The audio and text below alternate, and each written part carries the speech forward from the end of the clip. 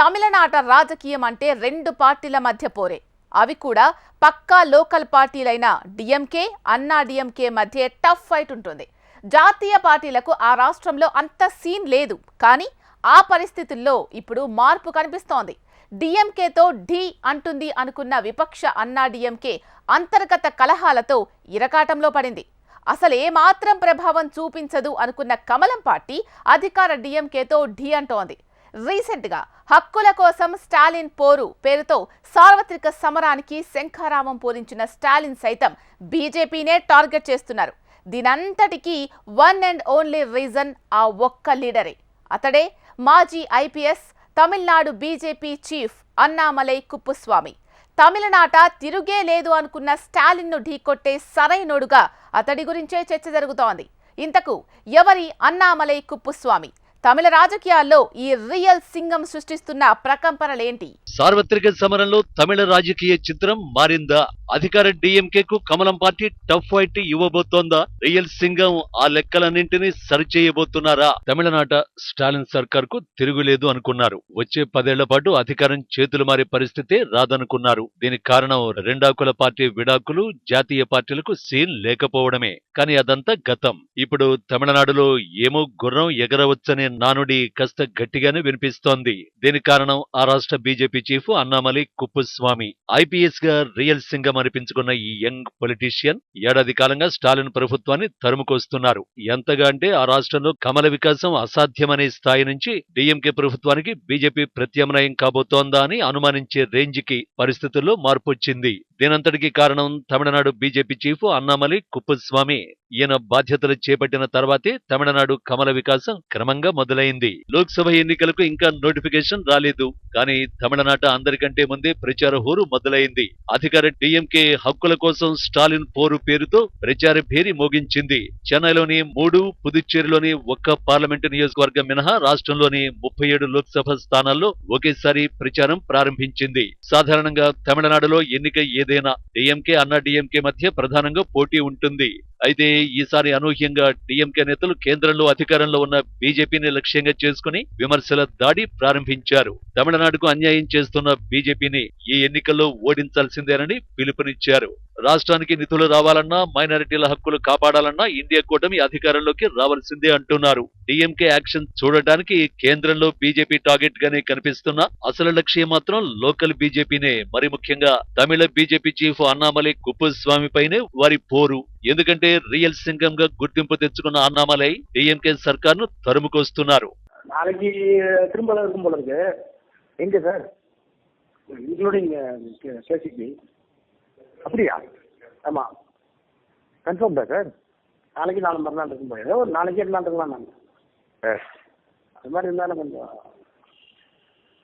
Interview Ahmed Patel. DMK files. అధికార పార్టీపై అన్నామలై అస్సలు సిస్సల యాక్షన్ ఇదే.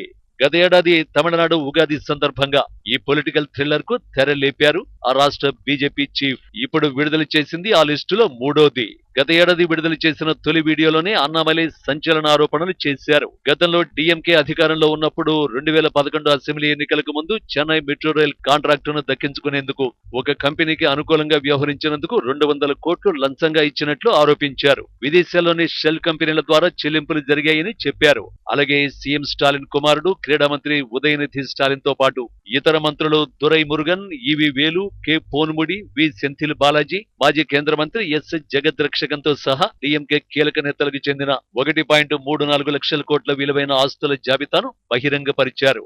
అక్కడ మొదలైన డిఎంకే ఫైల్స్ ప్రకంపనలు ఇప్పటి వరకు కొనసాగుతూనే ఉన్నాయి. ఓ లెక్క ప్రకారం అధికార పార్టీ అవినీతిని ప్రజల ముందు పెట్టే ప్రయత్నం చేస్తున్నారు. నిజానికి డిఎంకే అధికారం చేపట్టిన దగ్గర నుంచి ప్రభుత్వ పథకాల్లో స్టాలిన్ చేసిన మార్పులన్నీ తమ పార్టీ నాయకులకు లబ్ధి చేకూర్చడం కోసం చేసినవేనని అన్నామలై పదే పదే ఆరోపిస్తున్నారు. నీట్ ఆందోళనల దగ్గర నుంచి గత ఏడాది శ్రీరామనవమి శోభాయాత్ర వరకు ప్రతి విషయంలోనూ స్టాలిన్ సర్కార్ ఓ వర్గం మనోభావాలను దెబ్బతీసే ప్రయత్నాలు చేస్తోందని విమర్శిస్తున్నారు. పెరియార్ సిద్ధాంతాల పేరుతో తమిళ హిందువులను ఇబ్బంది పెడుతుందనేది కూడా అన్నామలై ప్రధాన ఆరోపణ.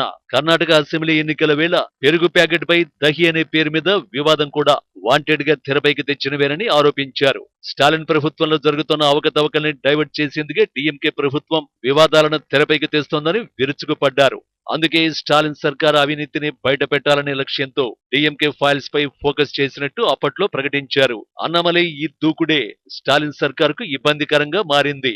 డిఎంకే ఫైల్స్ ఓ నాన్ సెన్స్ అని కొట్టిపారేస్తున్న అన్నామలై దూకుడు అధికార పార్టీకి ఇబ్బందిగా మారుతోంది. అందుకే తాజా లోక్సభ ఎన్నికల్లోనూ అతడినే టార్గెట్ చేస్తోంది. తమిళ రాజకీయాల్లో కనిపిస్తున్న ఈ మార్పు అన్నామలై అడుగుపెట్టిన తర్వాతే మొదలైనట్టు రాజకీయ విశ్లేషకులు చెబుతున్నారు. 2011 బ్యాచ్ ఐపీఎస్ అధికారి అయిన అన్నామలై కర్ణాటకలో విధులు నిర్వహిస్తున్న సమయంలోనే రియల్ సింగంగా పేరు తెచ్చుకున్నారు. కర్ణాటకలో డ్రగ్స్, గుట్కా, అక్రమ మద్యం విక్రయాలపై ఉక్కుపాదాన్ని మోపారు.